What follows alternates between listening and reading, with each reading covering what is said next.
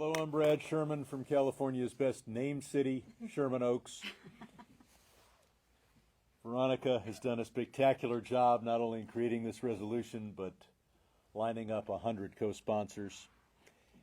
For 28 years, I've served on the Foreign Affairs Committee, and for every one of those years, a two-state solution has been American policy, and it should continue to be.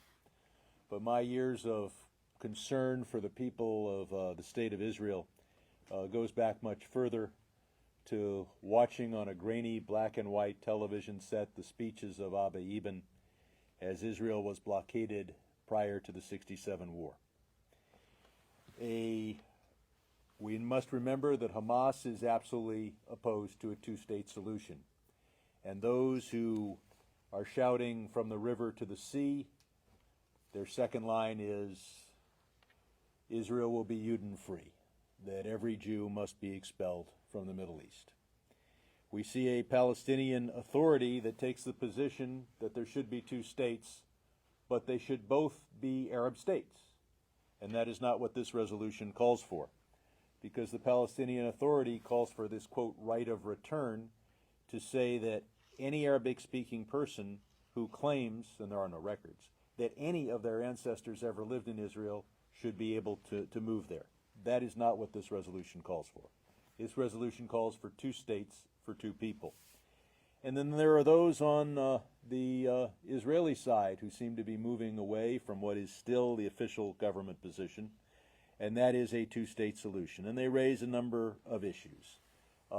They say that, well, if there's a Palestinian state, then it must be free to allow Iranian military bases on its territory. There are many, many states, well recognized, that by treaty have committed themselves not to allow such a thing.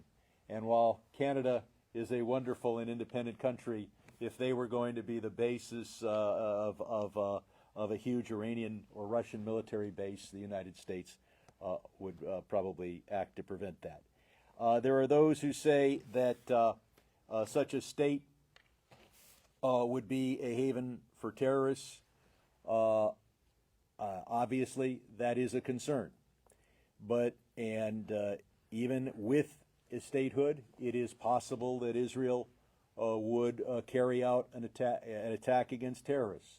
No one doubts that Pakistan is a state, yet we killed bin Laden on their territory. It shouldn't be necessary. Pakistan should not have allowed bin Laden to live there. Likewise, my grandfather went into Mexico as part of the U.S. Army going after Pancho Villa. Mexico is a state. We defend ourselves, and Israel will defend itself. But a two-state solution for two people is where we have to be. And the only thing that I see on the Israeli side that prevents it is if there is a Palestinian state, there will not be any new Israeli settlements on their territory. And the settlements that are deep into the West Bank have got to stop. Many of them are in violation of Israeli law. Many of them are populated by people who are there for the purpose of preventing a two-state solution. And so I would call on Israel to start by enforcing its own law. We need a ceasefire. We've had one in return for release of hostages. That has to happen again, and if it does, we can put huge quantities of food into Gaza. And finally, we need a permanent ceasefire. That requires Hamas to leave because they've declared that they want to do October 7th again.